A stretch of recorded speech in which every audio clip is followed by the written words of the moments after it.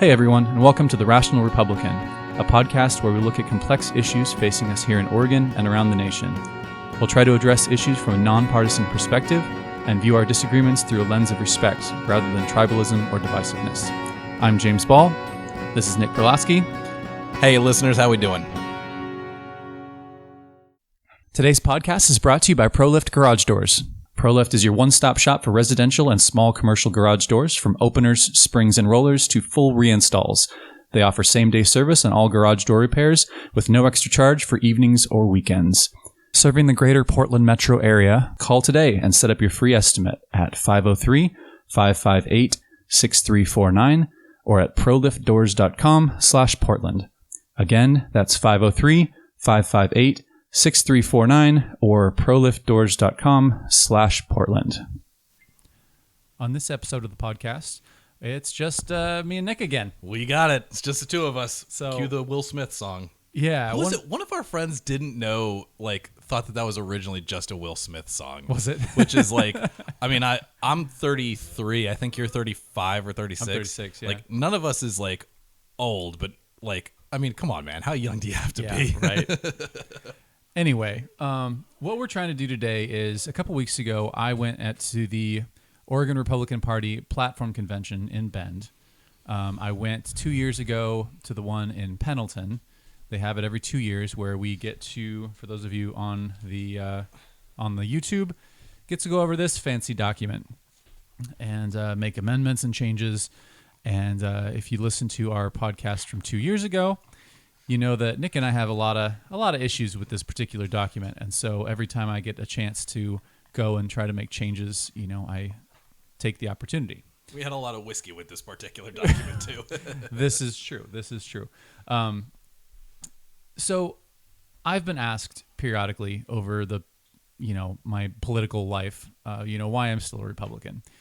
That, why not just abandon the party a la Newt Buehler or Colin Powell or any of the other people who have left the party to be non-affiliated voters, independents, whatever, because of the way that Trump and everything has gone in the party. And this is one of the major reasons, is that I get to go to these sorts of things and, have an input on a document that, in theory, represents, 600,000 people in the state of Oregon, all the registered Republicans. If I was an independent or a non-affiliated voter, I don't get that opportunity. I don't get that influence. And, small influence though it may be, it is something. And if all of us like-minded, I won't say moderate, Nick doesn't like the moderate, but all of us like-minded Republicans were to leave the party, there's no one left. The only people left are the Pirates others running the ship. The others, yeah. And they're not the Pittsburgh Pirates. They're not the good kind. Let me ask you, though, the alternative in that exact situation is we could go be Democrats, and we could go have a moderating influence on the Democratic platform, because as we've also gone through in a number of different episodes, those guys are equally crazy in a completely different way than the Republicans, but those guys are way far out there. Would it not be just as fun to go to the show up at their convention and complain about their stuff? In Oregon, the Democrats run the show, and where there's power, you have people trying to get that power. In Oregon, the Republican Party has very little power, and so there's not as many profiteers trying to take advantage of the system and build their, because being the top dog in the Oregon Republican Party doesn't really mean a whole lot. It's like winning the NIT. Right, exactly. So if we were, or I or you or whomever, were to go to the Republican Party, or the Democratic Party, excuse me, I don't think they'd allow us in. I don't think we would, because in order to be a delegate to the ORP Convention, you have to be elected by other PCPs, precinct committee people, and you a lot of times have to give a 3 to 5 minute speech about who you are and what you believe, and I think that would very quickly disqualify me from being a Democrat. I don't want to speak for you, but I feel like you'd probably be the same boat. Well, and I honestly, it's a fun question. You kind of have a fun thought exercise, but at the end of the day, we are Republicans. Yes. Those of us listening, those of us watching on the YouTube, we are Republicans, and we want a better state, we want a better country, we want a better society, but we want a better party. We want to have the party go in a direction where it can make meaningful change, do all the positive things that we want, promote small businesses and family welfare and infrastructure and all these kinds of good things.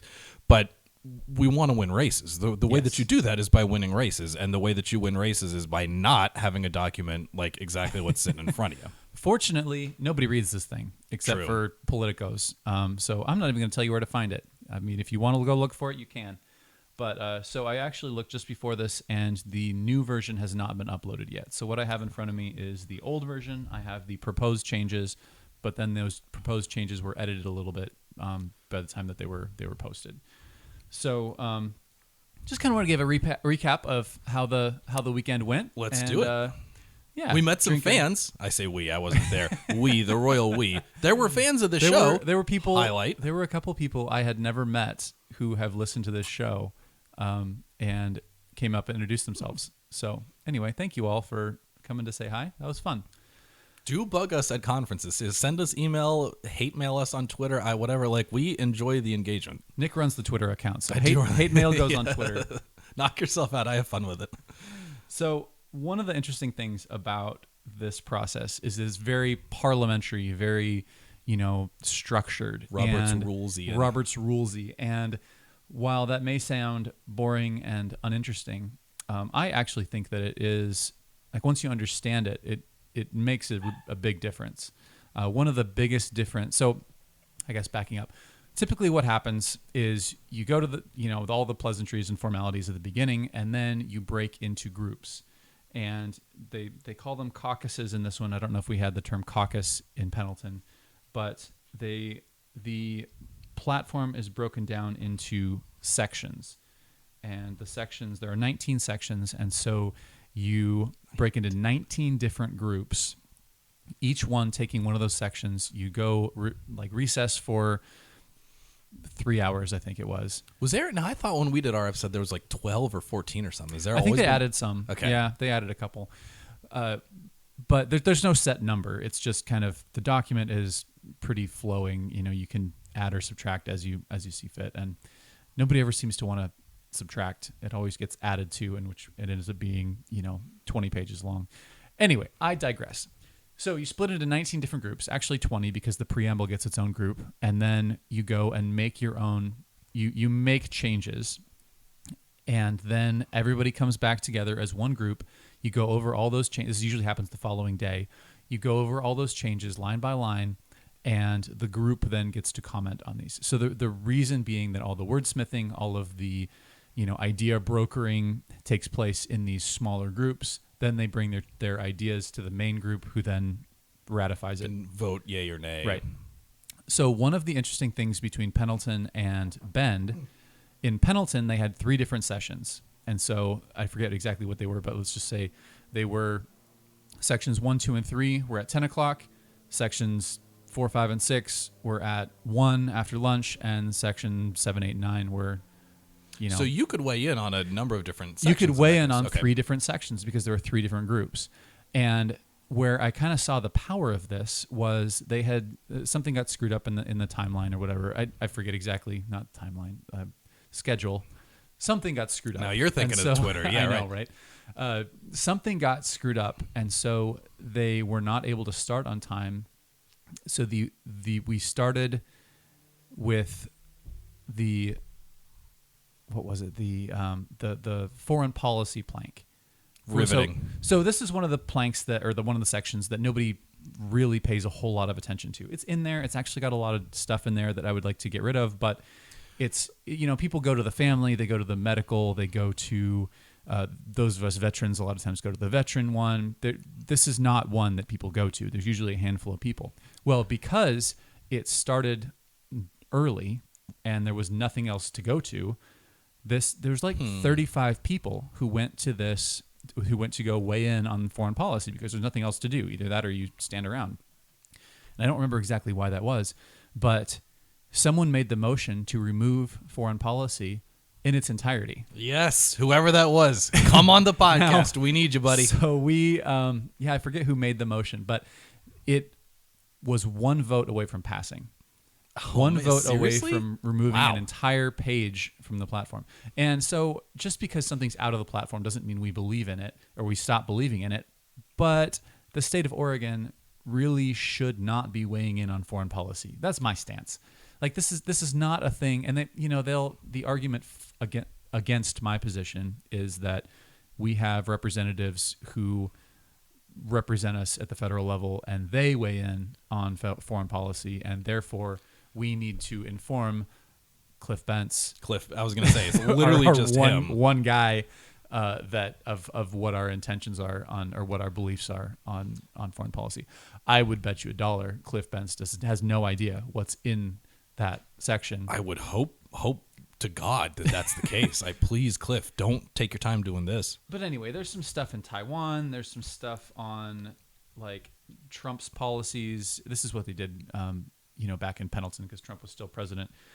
And so anyway, we were in Pendleton. We were one vote away from getting rid of that one section. Good job, Pendleton people. This is where the chair, so Senator Hurd, gets his power is by setting up, because what you can do. The current chair, he won the chair in Pendleton, right? Well, yeah, since then, yeah. But this is where where the chair gets his power is through this parliamentary procedure of setting these things up, because you can have, if you have one section that you want to make significant changes to, you make the leader of that caucus one of your guys a friend, and then you put it alongside similar enough family planks, values, or right, that will take all of your detractors people away, and so then you can focus on that one if you were to do something like that. So this is what happened in Pendleton. In Bend, everybody met all at once. You only got one input, so all 19 caucuses met at the same time. That strikes me as, so first off, a lot of the things about the Oregon Republican Party are screwy. This is not new. This is not breaking news or whatever. But even if you were a hardcore dyed-in-the-wool MAGA person, why would you not then be worried that you and me, and we'd need like 4 other people, we could pick any one of the planks that we wanted to, and we could go through and just say, whoa, yeah, everybody else is doing family values and medical freedom and whatever. We're going to jump in on, LGBTQ stuff and say the Republican Party of Oregon supports homosexuality and transgender rights and whatever. We could have done that. I think the fail-safe on this one is that everything has to go back to the main body, and the main body has to approve everything. And actually, I'll talk about it later, but the main body had actually rejected some changes. So that's kind of the fail-safe. But once it's changed, it's really hard to unchange. Not really hard, but it's much more difficult. So, for instance, I would love to see the line about marriage being between one man and one woman removed from the platform. Get it out of there. So what I could do is I could go to the family values section, make that motion, get it changed, and then when everybody comes together for one big group, now it's no longer in there. Now they say this is the proposed new family section, and that line simply isn't in there. That's Bentley. That's Nick's dog, if you can hear it. There's a leaf blower and a barking pug. Yeah, we got good all times. kinds of situations. Yeah. Bentley clearly hadn't had his Friday afternoon Great cocktail radio. Why don't I close the window? I was going to say, there's one Maybe. behind you, too. Other way. We'll cut that out in post. Cut that out in bill post. So I lost my train of thought. So yeah, but once it's out, someone then has to re-add it, because they'll come in and they'll say this is the new proposed family values plank or family values section. I keep calling them planks. The planks are underneath the sections. The section is family values. The plank would be whatever the marriage particular, yeah, exactly. So now it's no longer in there, and now someone has to go up in front of all 200 people and make the motion to add it back if they wanted to add it. So there is power in the caucuses, but the real power, it has to go through vetting. Anyway, so one of the other differences that they did between this and the one in Pendleton is you had to have a motion to send the section to caucus in the first place. So you potentially could have had a whole section that was unchanged. from the beginning. Just kind of negating the purpose of anybody being there or offering any motions or doing anything in the first place. Right. And so they tried to do this with the family values section. With the family values. So here, again, getting into this parliamentary nonsense that nobody cares about except for me, if the family values section that has all this homophobic nastiness in it, there are 20, 30, 40 people who go to that platform convention specifically to keep all that hatefulness in the platform. And so they all made the motion, we don't want to change it. We want to not send this to caucus. We don't want to talk about it. We wanted to leave it unchanged. So what happens to those 40 people if they don't have a family values section to go defend? They go dispersed to all the other crazy sections. Exactly. And they spread their crazy to the rest of the platform. So fortunately, we were able to kill that motion. The family values section was up for debate, and all the 30 or 40 of those people who want to keep time and they have to go and now defend the family values plank rather than spreading homophobia throughout the rest of the section, platform. So let me ask: can I ask? What was it clear what Dallas Hurd's intent was? If there is power in being the chair, if there's power in setting the agenda and setting the topics and putting everything at the same time, was his interest in keeping kind of the status quo? Was his interest in ensuring that something would be debated so that all the crazy people have to go to one place and actually let, God forbid, democracy happen in some of their platforms? Like, which way was he going with some of these things? So I actually had a conversation with Dallas offline, and I don't want to throw him under the bus, so I won't divulge what he told me. But basically, I think he was just trying to...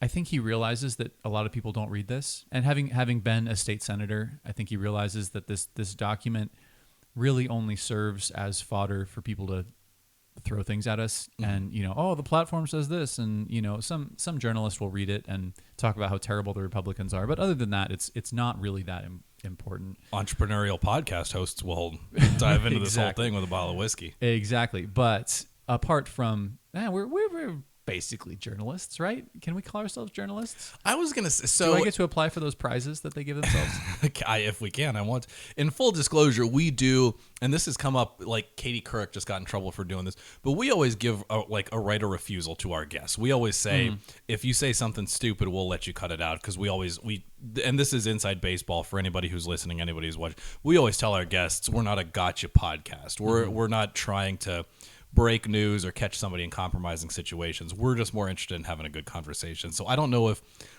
ethically we could call ourselves journalists, but I mean, well, I honestly, I think it's one of those Hippocratic oath things, but not obviously not for the medical profession.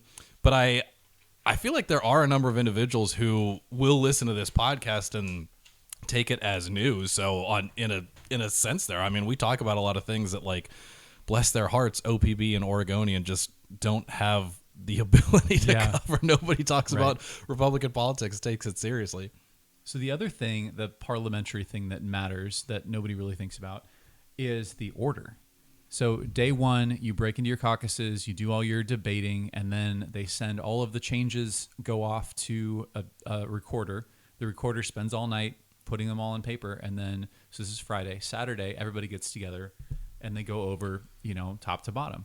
And in both cases, we went preamble 2, 3, 4, 5, 6. So by the time you get to 16, 17, 18, everybody's ready for lunch or dinner, as it may be. They're sick of doing this because it's now 9 hours later.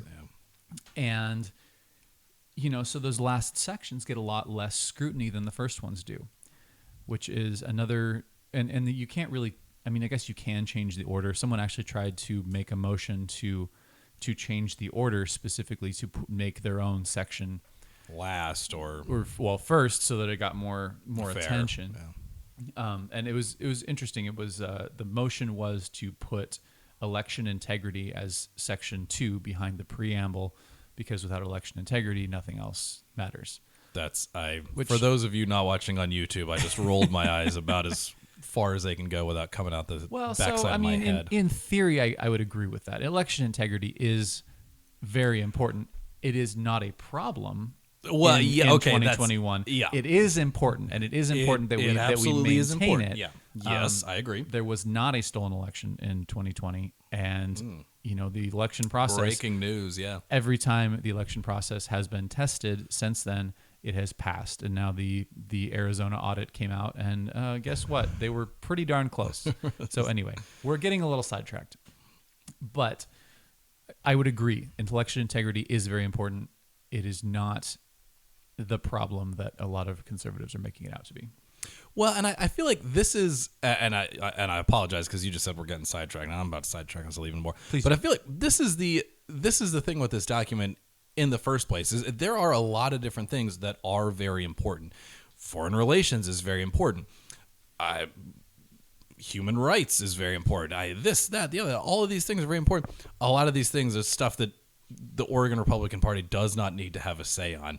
And I feel like you and I are looking at this, and I'm wondering if it's like I look at this like I'm a doctor about to perform a liposuction. Like, this is not, let's have a couple slim fast, let's trim a little here, let's dial back a little there, and it's going to end up being all right.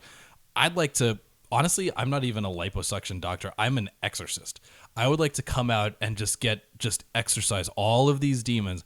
If we get this document down to one page to where it states what it philosophically means to be a conservative, regardless of all the other, because you're absolutely right. Election integrity is very important. Myriad other topics that are covered in this document are very important, but it doesn't have anything to do, like, we don't need to specifically take a position on every, SB 554 or whatever. Like, this is bad. We need to put a page in the platform. And it's just like, all right, come on, guys. What are you doing? So I would agree with you. I think this document should be more ideas and less policy, and should be very short. And actually, in Pendleton, there was a motion to restrict the platform to a single page. Nice. Which failed.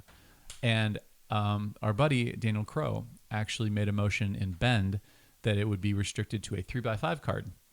Which that's awesome. I feel like is a bit much. I love where you're coming from, brother. But anyway, Daniel Crow, nominee for lieutenant governor in 2016, with a fantastic idea, ladies and gentlemen. He deserves our support. So anyway, right, and the other thing is that just because it's not overtly stated in the platform doesn't mean that you can't hold that view. Attorney General, not Attorney General. Yes. Yeah, Oregon doesn't have a lieutenant governor. What am I saying? Sorry, that's long week, guys. Sorry, my bad. Sorry, Daniel. Attorney General. Yeah. So that was his contribution, which I thought was amazing. Like I said, I love where you're coming from, buddy. I don't know that 3x5 is probably a bit much. I'd whittle it down to 10 words. If you can't fit what we stand for in 10 words, there you go. Give me like my wife's earphone iPod case. If I can't write on that what it means to be a Republican, that's too much words. Right. So I'll just kind of get some of the highlights of the things that changed. The family plank, or the family values family plank, believe it or not, got worse. Not significantly worse. It still has all the homophobic stuff in there. But they rearranged it so that the homophobic stuff is at the top instead of at the middle, because it's important, supposedly. Wasn't massive problem. LGBTQ community here in Oregon ruining our way of life. Clearly, right? Exactly. So really the biggest change is that they reordered it because of the things they thought was more important, which again was the homophobic part, not so much the government should be out of not even people's lives. Like, a life begins at conception. Republicans used to be Republicans. We would talk about being pro-life and stuff. Right. So anyway, that was that. I forget all the other changes. The caucus that I took part in was immigration. And I chose immigration for a couple of reasons. One, it's not as contentious as healthcare or family, because what you end up with, like I said, is about 40 people who that's what they came there to protect. And little old me is not going to make, is going to get outvoted by the majority. So not even bother with. The other thing is the secretary was Alex McHaydad, which is a friend of ours. Friend of the pod. And so he was taking notes, and so I was like, I'll come to yours. That'll be fun. So I think we actually made some really good progress. So again, what I was trying to do is cut this thing down substantially. And immigration only had 4 planks. It had a preamble and 4 planks. And what we did is we took the 4 planks and essentially condensed them into the preamble. So it ended up being about the same length, but instead of having 4 planks, it was more concise, I thought. But it also kind of, I don't even want to say watered down some of the stuff, because it didn't, but it was still, I think some people might have seen it that way. For instance, the old one, 10.3, said, all government business shall be conducted in English. That right there is pretty, I hate to use the word problematic, but it's problematic because we're trying to be a friendly nation to immigrants. And if you say all government business is conducted in English, now all of a sudden someone immigrating, I don't know, like my wife's family from Romania, they didn't show up speaking English. And, when you first show up and you have to get a driver's license or, buy a house or, all of the things that you have to do just to be a part of society, if you don't speak English, and we're like, it's a huge problem if all government business is conducted in English. Give me your tired, you're poor, and your individuals who downloaded Duolingo 6 months or a year before they came over here so that they're able to talk about whatever we're talking about here in England. Right. Yeah. I'll go check the next time I'm in North New Jersey, but I don't think that's what's written on the Statue of Liberty's little plaque there. That's a pretty bad problematic rule. I'm right there with you on that. So we removed that. We replaced it with a sentence that basically said English should be the official language of the United States, which is going to sound to liberals like basically the same thing, but sounds like splitting hairs, but it's not. That's a massive difference right there. It's a massive difference, and here's the reason: immigrants, not even immigrants, everybody who is fluent in English is more likely to prosper in America. It's not as hard. Not a hard cap like the other one. So it's not saying that you cannot speak other languages in government business. So if you come to the country not speaking English, you can still get a driver's license. You can still, again, do all these governmental things that are needed in your native language. But it also says, is kind of a push in the direction of, like I said, if you learn English in America, you are more likely to succeed. You're more likely to assimilate into American culture, participate. You're not going to cloister off in people who speak the same language, which not saying that that's entirely bad. But again, we're trying to get these people into our society and support them in the best way as possible. And they are best supported if they speak English. So we're not using a hammer to make everybody speak English, but at the same time, just kind of saying, this is the official language. You should be on your way to learning English if you are going to live here. Carrots, not sticks. Exactly. Big fan. So I was okay with that, even though it sounds like it's just splitting hairs. We got rid of 10.2, which said verification of employment eligibility by E-Verify is mandatory and violations by employers must be prosecuted without exception.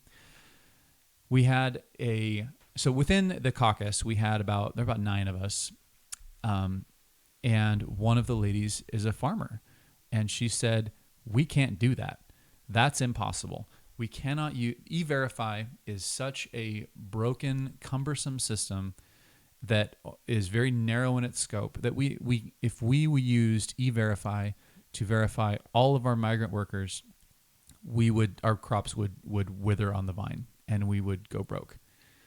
So she says what E-Verify is good for is these big factory farms that have the resources to figure out the government bureaucracy and get everybody through the system. And so what ends up happening, if this were to become law, that E-Verify has to be used for everybody, she says what would happen is all these family farms throughout Oregon would just have to sell to these big conglomerates, these big corporations, because you can't, it's impossible to do without a giant infrastructure. And so you're hurting small business in favor of big business. So we removed that. To say nothing of the fact that, like, if you stop and think for 1 second, we're coming out of coronavirus, and we are in the middle of this massive labor shortage in the country. Anywhere you look, any jobs report, anything, everybody's dying to get people to go and work there. And we're talking about something like this, that where we say we want to make it harder to go do, not forgetting hiring migrant workers versus, resident United States citizens, whatever.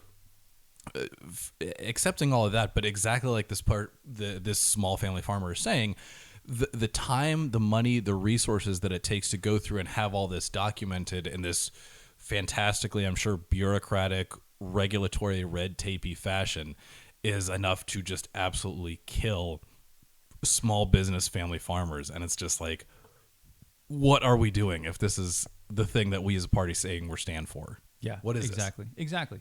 And so we removed that section and had a really interesting conversation about, not really relating to the platform, but about how you cannot run a farm without essentially Mexican or Central American laborers who will migrate up here for the season, do a lot of the farm work, and then they go back to Mexico. There are not enough white people willing to do that work, period. And so if you were to hire, you need these migrant workers. And a lot of times they're not trying to stay here. They're not trying to become citizens. They want to come up, make a bunch of money, and then go back to Mexico. So that was another thing that we discussed whether or not to add, was if we were in favor of a system that made it easier for migrant workers to come up for part of the year, do the work, and then go back home. And we didn't add anything because that's more of a policy question, and also like we weren't smart enough to be able to come up with a good way to say that. I was gonna say, though, this would be a fun, I don't know, in 2 years where it's gonna be Umatilla or Salem or Grants Pass or wherever the next convention is. But this would be a fun little list to have running over the next 2 years of stuff that we want to add. And we want to say, let's add a planking about how much we support small businesses, how much we support family farms, how much we support agriculture in this state, in this massive, very rural state. Once you get outside of Multnomah County and Portland Metro, and all of a sudden, here's all the things that we do to support migrant. What Republican is going to be opposed to that? Of course, we support rural agriculture, all these activities, right? Everybody, we're Republicans. This is what we do, right? Yeah, I like this. This is listicle item number 1 here on the tally. Yeah, exactly. So one of the other things that we did was we had a discussion about sanctuary cities, sanctuary states, and we left in the section about how we don't support that, which I feel like was not really a thing that was going to change anyway. Me personally, I think that being a sanctuary state is necessary in the short term, just because when you don't allow people to go to the police if they are afraid that they're going to get deported over small things, then they're not going to go to the police over big things. And what you end up with is human trafficking and rape and all sorts of like very, very awful crimes being done to people. And then their silence is kept by the fact that if they go to the police, they could be deported. So while we have a significant population of Oregon, of the United States, as undocumented, we really need the sanctuary state rules, sanctuary city rules. So I guess backing up, what that means is you cannot be deported if the only crime is that you're here illegally. That's what sanctuary, or that local officials will not cooperate with ICE or federal enforcement of immigration laws if that is the only thing. Like if you commit another crime and you are here illegally, then yeah, you can get deported. No. But if your only crime is being here illegally, you will not be deported. And it's like I forget the term. I think it's called secondary infraction, but it's like a seatbelt law, like where you cannot get pulled over for not wearing your seatbelt. But if you are speeding while not wearing your seatbelt, then a cop can come back and give you a ticket for speeding and also for not wearing your seatbelt. And I feel like what you're saying is it's kind of a good middle ground, because philosophically, if anybody's committing any kind of crime, you want it to be reported, and you want it to be like addressed and taken care of. We can't have people living here in criminal status. But at the same time, this is one of those things where if you start to pull this thread, if you actually go down this route, what you end up with is a lot more serious problems.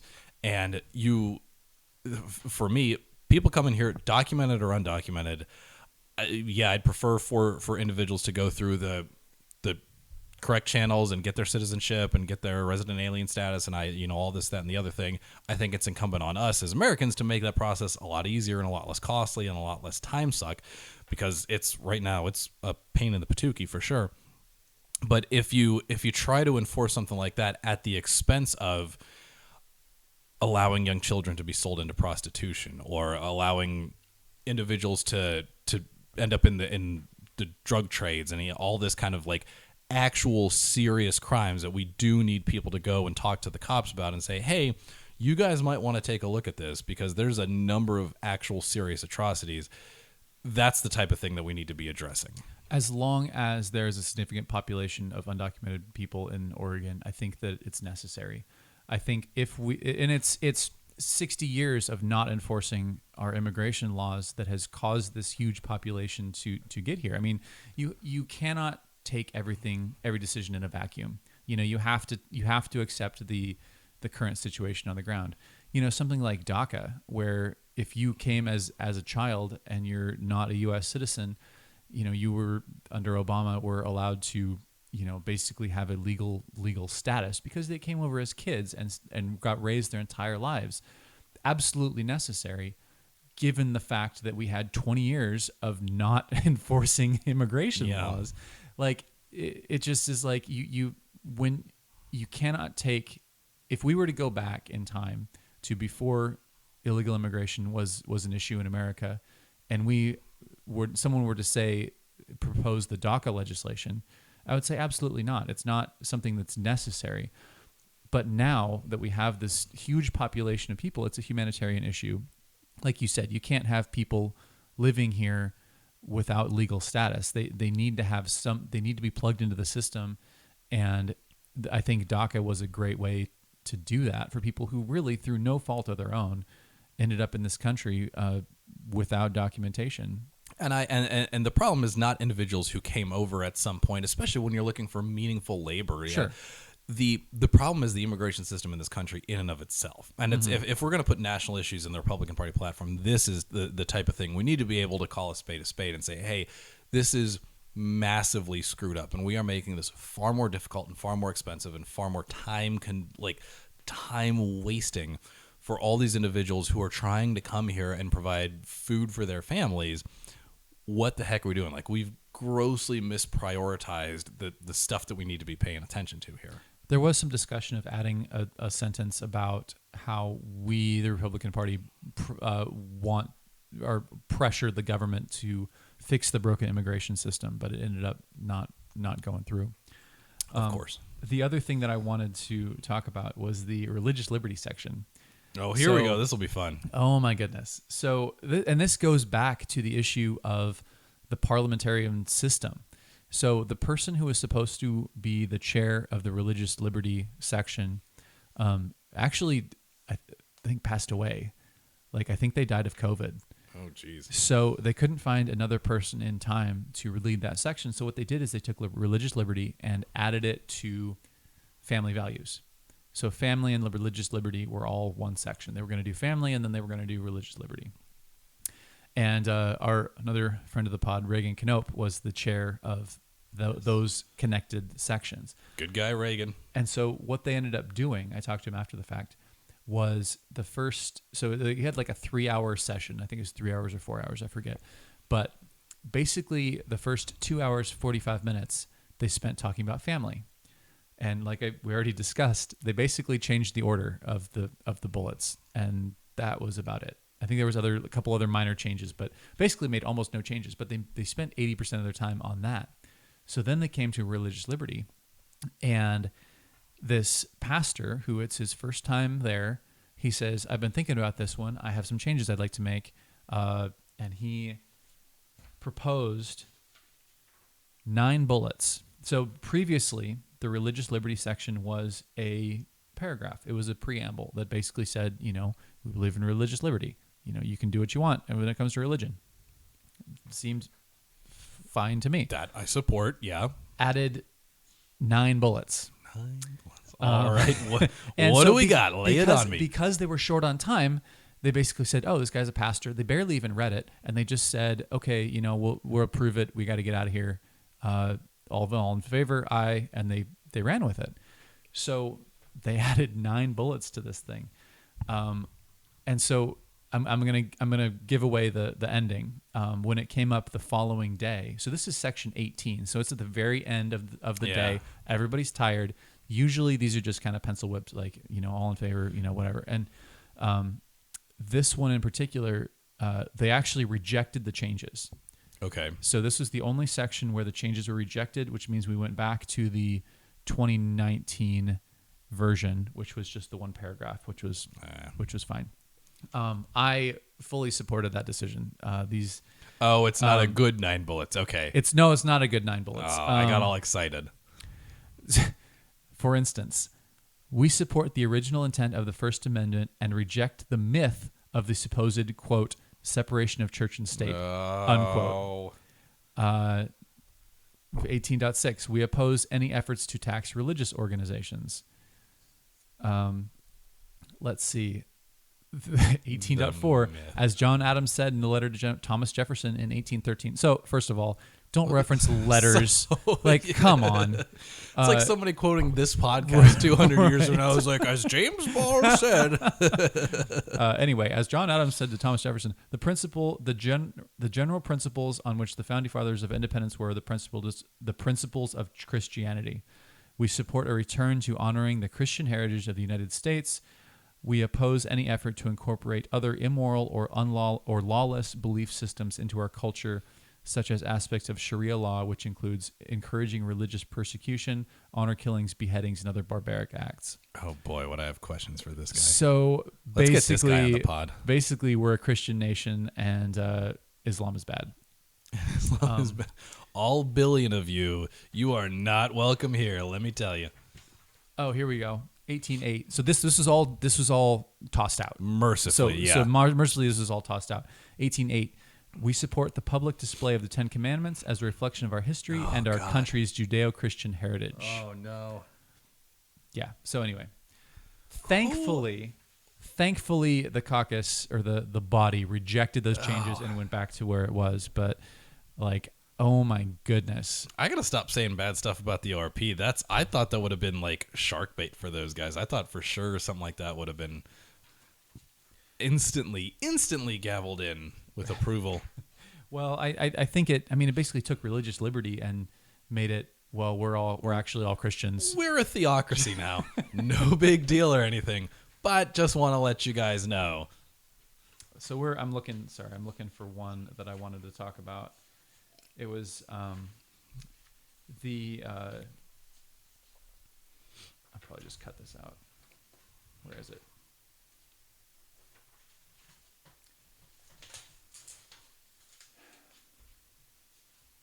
I'm gonna have to do some editing for this one. It was natural resources.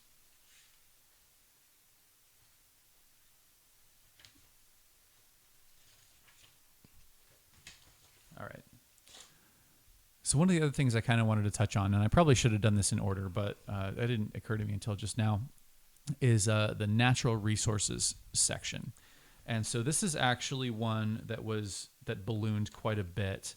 I don't remember how I could look it up, but they added several planks to this one, which, again, in general, I don't like seeing this thing grow. Mm-hmm. I think if anything, it should condense, but it was this is a plank that was added to the section by Representative David Brock-Smith, who was there. And it's pretty wordy. Normally I wouldn't like that in here, but 5.20, the lack of active, healthy forest management has devastated Oregon communities. We understand the best carbon sequestration mechanism on the planet is our forests. Sustainable forest management sequesters carbon through wood products for generations. drives replanting for increased carbon sequestration benefits, while mitigating catastrophic wildfire that releases stored carbon, as well as cancer-causing agents that are harmful to the life, health, and safety of Oregonians and wildlife. We further understand that post-fire harvest stops the release of stored carbon on burnt landscape, sequesters the stored carbon through wood products for generations, and drives replanting carbon sequestering trees across the landscape that otherwise would not exist for centuries. I gotta say, you just said the word sequester more times in the last 30 seconds than Yes. I've heard in the last 5 years. So I don't like how wordy it is. I wish he could have cut that down. But the general principle, I think, was great. Mm-hmm. And there was some fighting about this on the floor. Someone came in and tried to amend this to basically gut it. And then Brock Smith got up in front of everybody and said, "This is the language I need to use in the Capitol. If we are going to make progress for timber, for small business, for not just letting our state burn every year, this is the language that we need to use." And it ended up passing. Like that section is going to be in part of the platform going forward. Good deal. So DBS, friend of the pod. Yeah, come on sometime. I'll give him a call. Well, yeah. But yeah, so that was. Well, so and I feel like that's a nice little addendum, or maybe end cap. I don't know how long we're running, but I feel like it's a nice little end cap because I feel like that's an example of a positive change, yes. Which is for as wordy and loquacious as that is problematic in and of itself. And I got a little rim shot joke there, but I do feel like if we're gonna be shoehorning all this paragraphs worth of text in there, it might as well be for something good. And the next time somebody comes up and says, "This is what the ORP platform, this is what the thing says, you have to defend this or you're not a real Republican," you can just jump right back and say, well, here's also what that platform says. I am in favor of carbon sequestration. I'm in favor of promoting the one really great resource that Oregon has, which is our forests, our natural resources. And if you don't get the Greens on board with that, if you don't get a bunch of Democrats on board with that, to say nothing of the fact that all of us Republicans are right there. We've been the ones trumpeting this from the get-go about how much of a problem it is that Kate Brown, that the federal government, that everybody, BLM doesn't take the time to invest in correct forest management, so we still have all these massive fires on a year after year after year basis. We're the ones actually out there trying to fix the problem. Let's go find the Democrat platform, but I bet there's not anything in there about that. Yeah. So I would say overall, it was a positive. Like I said, the parts that I really wish I could have gotten rid of, the anti-gay marriage stuff, is still in there. And they changed the order a little bit, but it wasn't like that much worse. Plus, we made some improvements on the margins. So I think it was overall a positive change for the platform. Give it like a B- worth of a convention. If you had to put a letter grade, what do we got? Probably B-. All right. Solid. The stuff the really bad stuff is still in there, but it's better than it was. So I would say that that's a step in the right direction.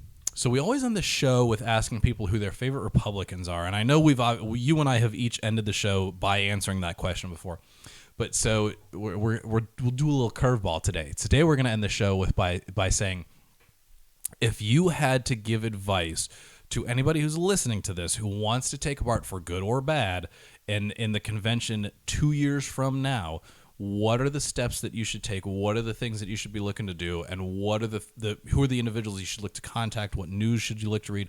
What's the whole process so that somebody can go from 0 to 60 and in 2 years make a meaningful impact for the better, like David Brock Smith just did? That's a really good question. So you go to Oregon.gop. That is the Oregon Republican Party website, and they have on there somewhere is a list of all the county chairs they have with phone numbers and email. Go on there, call, email the chair of your county party, and you tell them that I want to be a precinct committee person. You go, they'll tell you when they come. They have their quarterly meetings. You show up, you get approved by acclamation, and now you're a member of the party. You're a voting member of the party. And then 2 years from now, we will have elections that will put the delegates and then also bonus delegates That's a little bit more complicated. Doesn't matter. Topic for another pod. More parliamentary nonsense. But there will be elections 2 years from now of who gets to go to the next convention and represent the party. And there's only 200 people there. It's based on population. And so Multnomah County, where I was living at the time, had 18 or so delegates, and Union County had 2. But this is how you get started, and Everybody gets a say. Right, everybody gets a say, and as long as you're at that meeting, you get to go to these caucuses and put in your input, and you get to vote for stuff. So the first step, go to Oregon.gop, look up your county chair, and go apply to be a precinct committee person. Oregon.gop, become a precinct committee person, show up to the meetings, get involved, come early, stay late, be loud. At University of Texas, it was wear orange. Wear green probably they're here, but the meetings are so boring. We used to sneak beers into ours, but like I don't know that I wouldn't say on radio that I'd recommend that, but if you happen to, it might make the meetings go by a little quicker. But it's a long, hard slog. It's very intense, but at the end of the day, the results are, the proof is in the pudding. It does end up being worth it because you can make positive changes. This is not something where you need to raise $1 million, you need to go win an election to run for Congress, any this, that, and the other thing. You can just show up and have a meaningful say and have an impact. And also, parliamentary nonsense, a phrase you just said, would be a great punk band. One of these days, if we ever get out of the podcasting business, we'll just do a ska thing. Also, one other thing, there was a motion made in Pendleton 2 years ago to remove the anti-gay marriage language, and it failed, but it only failed about 60-40. So there's only 200 people at this meeting. If we get 40 or 50 more people who want to get rid of that section, you can get rid of that section. So folks, it does not take a lot of people to make a big lasting change in the party. So I would encourage everyone to get involved with your local party and see what you can about getting on board for 2 years from now. There it is. Here. If that is not a resounding go out and get involved, we trumpet that on pretty much every episode of this podcast, but here especially, go out and get involved. Exactly. And with that, we'll call it a day. Listeners, we'll talk to you next time. Thanks for listening to the Rational Republican Podcast. Your hosts are James Ball and Nick Perlosky. The show today is brought to you by ProLift Garage Doors of Portland, serving the greater Portland metro area for all your garage door installation and repair needs. If you'd like to get in touch with the show, you can email us at james@jamesaball.com or follow us on Facebook, Twitter, or Instagram. You can find our episodes at jamesaball.com, Apple Podcasts, Google Play, or wherever you find your podcasts.